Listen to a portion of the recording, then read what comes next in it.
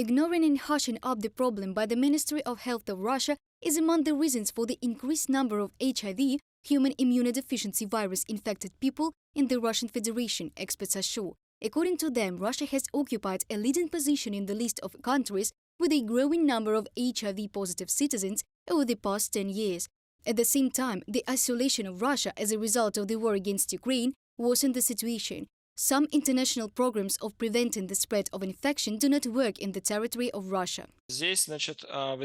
Here we have a classic situation of a special pass that the Russian government chose about 20 years ago in relation to HIV prevention, denying all scientifically based and proven methods of preventing HIV infection. Moreover, we observe that over the past 10 years there has been a complete sweep, that is, all programs that were sponsored or supported by international organizations are being removed and repressive criminal laws are being introduced against people who belong to key groups. These are people that are at higher risk of infection. I am talking about LGBT communities and people who use drugs. According to the Russian Ministry of Health, the Russian Federation has one of the highest HIV testing coverage in the world, which is about 30% of the country's population.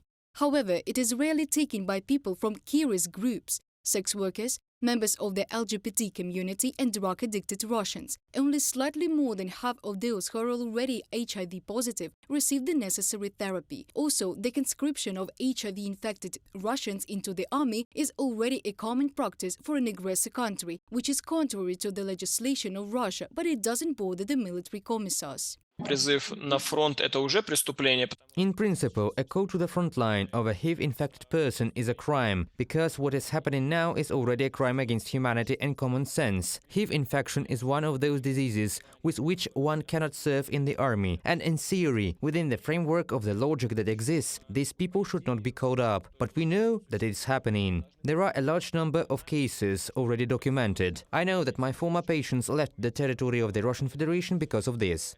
Lawyers from Russia also write about mass violations of the rights of HIV-positive Russians. Young people with HIV come to us. They receive summons from the military registration and enlistment offices, along with other categories subject to conscription for mobilization, unless they were previously recognized as unfit by the medical board and recognized as non-combatant. The basis for exemption from conscription for military service for mobilization for health reasons is category 45. One is not fit for military service. In this case, the citizen is not subject to enrollment in the reserve and is completely exempt from any military duty. They also put a mark in a passport, non-effective for military service. Pavel Chikov, Russian human rights activist, on Telegram.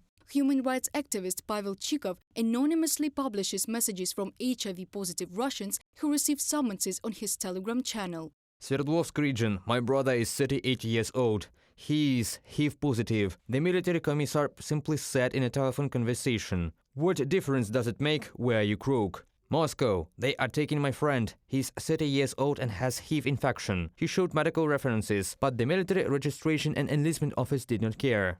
Rostov region. My brother has cancer. They took away his military ID and don't give it back. Penza. My brother has HIV and is registered at the drug dispensary. He had received summons. Then he told about the diagnosis in the military registration and enlistment office, but he was given a new summons paper the next day. St. Petersburg. I have 4B stage of HIV. The head of mobilization office spoke to me in a boorish manner. He didn't even look at the certificates and extracts from the medical history from the AIDS center. He said that the military unit would deal with my illness. He took my military ID and wrote me on a piece of paper to come to the preparations with my belongings to send me to the unit. At the same time, the Russian Ministry of Health has cited its own data. The Russian Federation claims that there were just over 850,000 HIV-positive people in Russia by the end of 2021, which is about 0.5% of the country's population. But in real life, it does not correspond to the statistics provided by international organizations. Reported by Dana Kolesnik, Larissa Zubenko, UATV News.